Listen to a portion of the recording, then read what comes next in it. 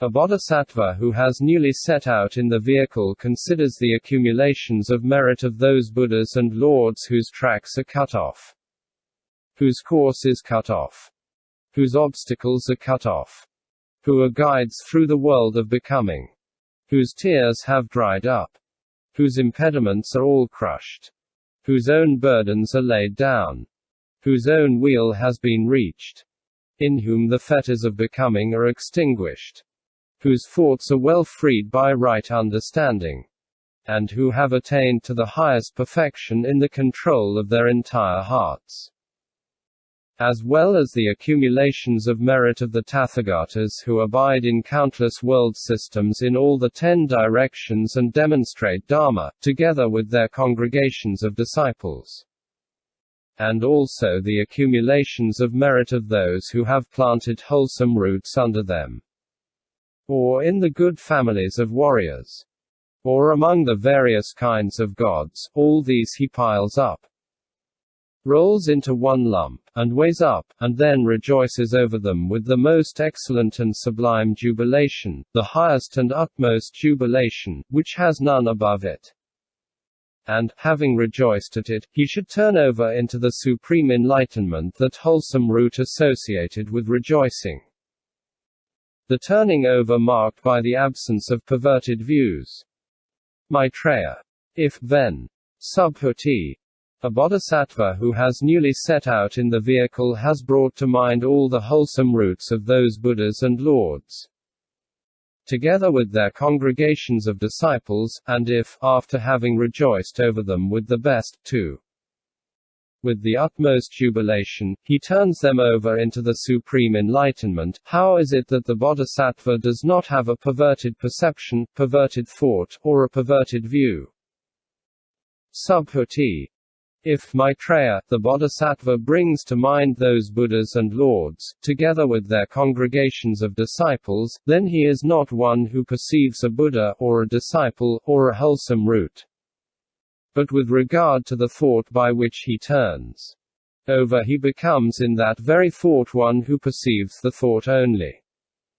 When he turns over in this way, the bodhisattva has no perverted perception, thought, or view. But if the bodhisattva, having brought to mind those Buddhas and Lords and those wholesome roots, makes them into a sign, and, having made them into a sign, turns them over into the supreme enlightenment, then this turning over amounts to a perverted perception, thought, and view. If again a bodhisattva wisely knows those Buddhas and Lords, and those wholesome roots, and the thought by which he brings them to mind as just extinct, and if he reflects that what is extinct that cannot be turned over, and that this extinction is the very dharmic nature of the thought by which he turns over, as well as of that which he turns over and of that into which he turns over. If he turns over in this way, then he turns over evenly and not unevenly, not wrongly. It is thus that a bodhisattva should turn over.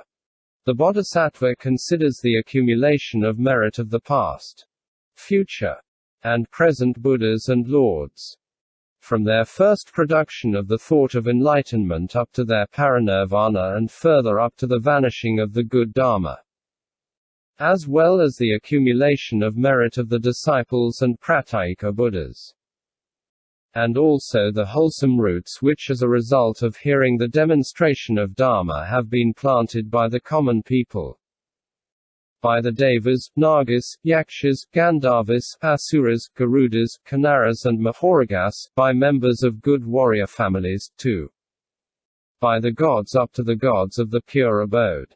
All that he piles up, rolls into one lump, and weighs up, and then, having rejoiced over it with the most excellent and sublime jubilation, which has none above it, is unequaled, and equals the unequaled, he turns all this over into the supreme enlightenment. And if he again turns over while being aware that those dharmas are extinct, stopped, departed, reversed, and that dharma also into which the wholesome root is turned over is empty in its own being, then the wholesome root becomes something which has been turned over into full enlightenment. And so it does if he turns over while aware that dharmas cannot turn over dharmas, because all dharmas are empty in their own being. It is thus that a bodhisattva who courses in the perfection of wisdom and the other perfections is without perverted perception, thought, or view. And why? Because he does not settle down in those turnings over, and, since he does not review those wholesome roots and the thought of enlightenment, he cannot settle down in it. This is the supreme turning over of a bodhisattva, a great being. The isolatedness of the factors involved in turning over. The accumulation of the foundations of meritorious work furthermore becomes something which the bodhisattva has turned over into full enlightenment if he remains aware that this accumulation of the foundations of meritorious work is isolated from the skandhas, elements, and sense fields, from the 37 dharmas which act as wings to enlightenment, 2. From the 18 special dharmas of a Buddha. And if furthermore he remains aware that the foundation of meritorious work associated with rejoicing is isolated in its own being, that the Buddhas and Lords are isolated from the own being of a Buddha, that also the wholesome roots are isolated from the own being of wholesome roots, the accumulation from the own being of the accumulations, the thought of enlightenment from the own being of the thought of enlightenment, the thought of turning over from the own being of turning over, enlightenment from the own being of enlightenment, the perfection of wisdom from the own being of the perfection of wisdom, 2. The Buddha dharmas are isolated from the own being of the Buddha dharmas. It is thus that a bodhisattva should course in the isolated perfection of wisdom. This is the perfection of wisdom of a bodhisattva, a great being. Mindful recollection of the own being of the wholesome roots of the Buddhas. Moreover, a bodhisattva should mindfully recollect all the wholesome roots of those Buddhas and Lords and turn them over in such a way that he is aware that such as that turning over so is that thought by which one turns over. Both are of the same kind, have the same own being. When he remains aware of that, the wholesome root becomes something that has been turned over into full enlightenment. When he turns over in this way he is without perverted perception, thought, or view. If, however, the bodhisattva who courses in perfection wisdom becomes aware of that wholesome root of those Buddhas and Lords by way of a sign, then he does not succeed in turning it over into full enlightenment. And even if he brings to mind that the Buddhas and Lords of the past who have entered parinirvana are without a sign and without an objective sphere, and if he treats that as a sign, then he does not succeed in turning over those wholesome roots into full enlightenment, and he has perverted perception, perverted thought, and perverted views. But if he does not perceive the Buddhas and Lords, nor those wholesome roots, nor those accumulations, nor those productions of thought, and if he does not make them into a sign, then the wholesome roots become something that has been turned over into full enlightenment, and the bodhisattva is then without perverted perception, thought, or view. The turning over in its association with skill in means. Maitreya. How, Rev. Subhuti, does the bodhisattva turn over without making a sign? Subhuti. The bodhisattva should train himself in the skill in means contained in this perfection of wisdom.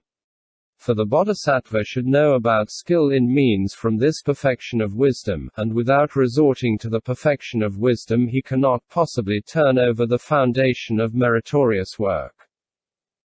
Maitreya. One should surely not say, then, Subhuti, that those Buddhas and Lords do not exist in the perfection of wisdom, nor those wholesome roots, nor those accumulations, nor those production of thought, too. One should not say that one does not turn over into full enlightenment. Subhuti. A bodhisattva who courses in perfect wisdom should consider as follows.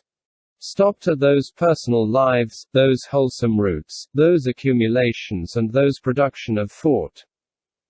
But it is only when one has made a sign that the Buddhas and Lords are discriminated, as well as those wholesome roots, those accumulations, and those productions of thought. And the tathagatas withhold their sanction from the rejoicing of someone who in this way turns over by way of a sign. And why? For this becomes to him a great basis that he makes into a sign the Buddhas and Lords who have entered parinirvana, that he discriminates and apprehends them. Therefore a bodhisattva who wants to turn over the wholesome roots should not turn them over after having apprehended them and made them into a sign. For the tathagatas have not ascribed great wonderworking power to the turning over carried out by one who perceives a basis of a sign. And why? Because that turning over is poisonous and thorny. The turning over is signless. It is just as with food that seems excellent, but has been mixed with a poison which is concealed under its apparently desirable color and taste. Some foolish person might think that it should be eaten. When he eats it, it appears good in its color and taste, but its transformation in someone who eats it leads to a painful conclusion. Just so someone who has badly seized the teaching, badly distinguished it, and who badly repeats it, and who neither knows its meaning nor understands it, will instruct others as follows. Come here, you son of good family, and consider the wholesome roots which the Buddhas and Lords of the past, future, and present have effected in the interval between their first production of the thought of enlightenment, up to their achievement of the supreme enlightenment, up to their entry into final nirvana in the nirvana element which leaves nothing behind, and up to the vanishing of the good dharma, by coursing in the perfection of wisdom and in the other perfections. And also the wholesome roots associated with the four trances, too. The 18 Buddha dharmas, through the accumulation of which the Buddha fields are purified and beings matured. And of those Buddhas and Lords the mass of morality, concentration, wisdom, emancipation, and the mass of the vision and cognition of emancipation, as well as their cognition of the knowledge of all modes, the cognition of the state of being always mindful, the dwelling always in even-mindedness. And also the wholesome roots affected by the disciples and by the predestined to preka Buddhahood. And also the wholesome roots affected by gods, nagas, yakshas, gandharvas, asuras, garudas, kinnaras, and mahoragas. And then, having piled all these up, rolled them into one lump, and weighed them up, turn them over into the supreme enlightenment. Thus this turning over, since it is carried out by means of a sign and a basis, causes people to partake of poisonousness. It is just like the poisonous food mentioned before. There can be no turning over for one who perceives a basis. And why? For a basis poisonous has a range, and is connected with signs, causes, and conditions. One who turns over in this way has not been well taught by the tathagata, he does not preach what the tathagata has said, he does not preach the dharma. Followers of the bodhisattva vehicle should not train in this way. The turning over is enjoined by the Buddhas. Maitreya. How, then, should one turn over the wholesome roots of the past, future, and present Buddhas and Lords, after having rejoiced over them, from the production of their first thought of enlightenment, to their awakening to the supreme enlightenment, to the period when the good dharma remains established, including their congregations of disciples, all the wholesome roots which they have affected during this interval, until they have attained all knowledge, too. How should one, after having rejoiced over them, turn over the wholesome roots planted by gods, nagas, yakshas, gandharvas, asuras, garudas, mahoragas, humans and non-humans? And how should one turn over so that those wholesome roots are actually turned over into the supreme enlightenment? Subhuti. Here a follower of the great vehicle, who courses in the perfection of wisdom and who does not want to calumniate the tathagata, should turn over as follows. As the tathagatas cognize with their unsurpassed buddha-cognition those wholesome roots. Their kind such as it is. Their own being such as it is. Their marks such as they are, and as they exist in their own dharmic nature, just so I rejoice, and as the Buddhas and Lords cognize it, so also I turn over into the supreme enlightenment. It is thus that a follower of the great vehicle should turn those wholesome roots over into the supreme enlightenment.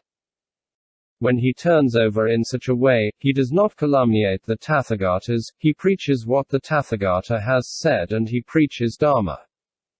It is thus that the bodhisattva's turning over becomes non-poisonous. The turning over is unincluded in what belongs to the triple world. Furthermore, someone who has set out in the great vehicle and who courses in the perfection of wisdom should turn over those wholesome roots while he realizes that form is unincluded in the world of sense desire, the world of form and the formless world, and so are feelings, too. Conditioned co-production. And so also the perfection of wisdom and the other perfections, and so suchness, dharmahood, the element of dharma, the reality limit and the unthinkable element, and sura. Tathagatas morality.